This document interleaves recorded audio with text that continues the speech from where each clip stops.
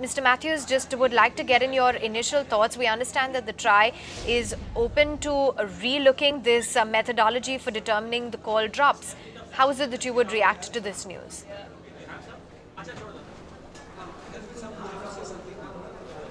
That is very positive. It was a positive meeting with the TRAI chairman and his staff and team, along with our CEOs. I think there were two parts to it. One was looking at the drive test and the drive test methodology and how the results were obtained. And the third was a discussion on the actual regulation. In terms of the first situation on the drive test, it was agreed that they would continue to do the drive test in another 2 months by December, expand the area covered by the drive test, and include 5 more cities.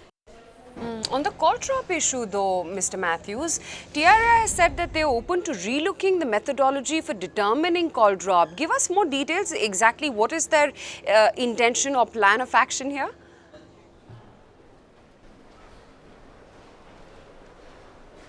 So there's no intention to relook at the methodology. It's the metrics and the way in which the actual drive tests are concerned. There are 3 or 4 various parameters that are looked at when one conducts these drive tests. What is the decibel level? What is the level at which you conduct for in-building, in-car testing, ground testing? So the methodology that entails the area that is covered, the systematic way in which the area is covered, whether it's highlighting just the problem areas or it's a more random basis of testing.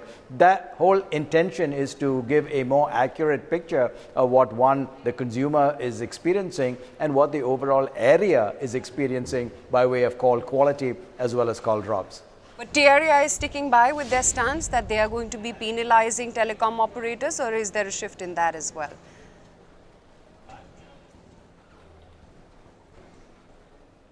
So we did ask the TRAI to relook at their regulation. We have submitted a joint letter from both COAI and OSPI. They have indicated that they will look at the letter, but in the interim, until any response comes back from them, the current regulation stands. But do you think, Mr. Mathews, there could be a dilution in penalties because 2% call drop ratio has been accepted as a global norm? TRAI can't push for a zero call drop regime. What do you think is going to be the eventual outcome?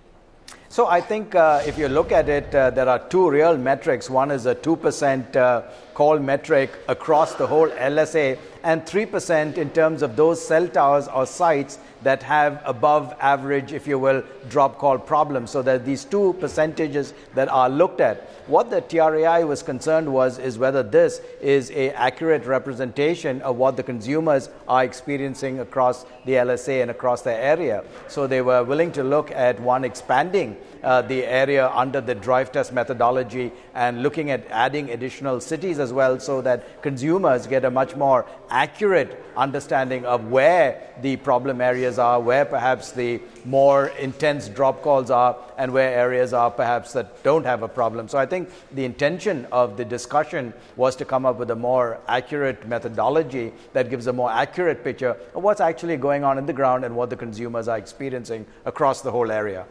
Mr. Mathews, what is it that you think the legal recourse with telcos will be? Because they've certainly made some very significant investments to the tune of something like $25 billion in the last 2 spectrum auctions. And that seems to suggest that the regulator is blaming the telcos for the underinvestment in networks, and that lacks rationale.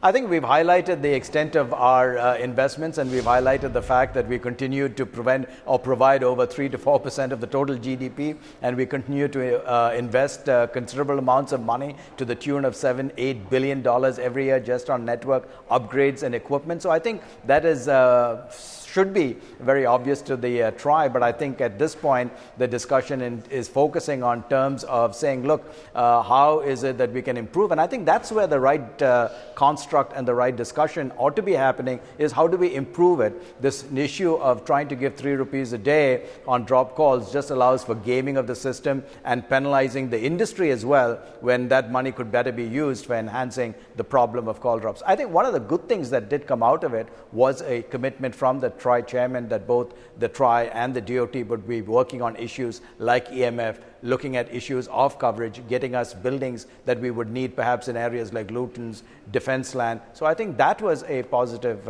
re-emphasis that would continue to happen between TRAI and the industry. Just to stretch that point forward, Mr. Mathews, like you're saying, call drops are largely because of poor spectrum policies or local bodies seizing towers. Since you said this was about identifying the issue, what is TRAI saying right now? What do they think is the reason behind call drops?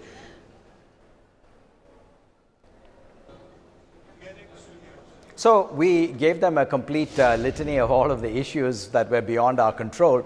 They listened patiently and they agreed that when these drive tests were done and when these anomalies popped up in certain areas where there would be above acceptable levels of call drops, then the TRAI would look at these issues that were beyond the control of the operators, like fiber cuts and the fact that towers had been shut down by municipalities. They did agree to start looking at these issues which were beyond the control of operators and include that in what goes ahead. One of the points again that was emphasized and that was agreed was that these metrics on drive tests and quality of service were basically indicators that led to a more sort of diagnostic understanding of where are the problems, what is the cause of the problems, how do we address it, and how do we improve it. So rather than use it as a metric that says, XYZ operator is doing a poor job or a good job, let's use it for its intended purpose of how do we improve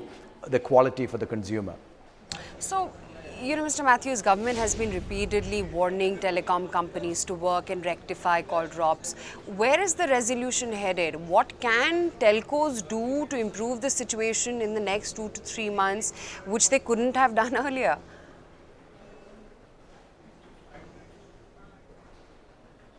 So, first of all, I think we have to take cognizance of the fact that the approval process for our cell towers is taking 9 months to a year and sometimes more. Sometimes we don't get the permission. So if the government can exercise its central authority to tell the local municipalities that, one, we must have timely approval of our cell towers, you cannot charge outlandish amounts of money for giving this approval, and you must process these applications in a time-bound manner, I think that will itself free up over 1,000+ towers that we have in backlog in terms of waiting approval in cities just like Delhi and Mumbai. So that is going to be the initial best effort that can help address the issue of call drops. The longer term issue, of course, is going to be working out negotiated reviews of land and buildings in government buildings and defense land, and addressing the issue of spectrum availability. So those are the longer term issues. The shorter term issue is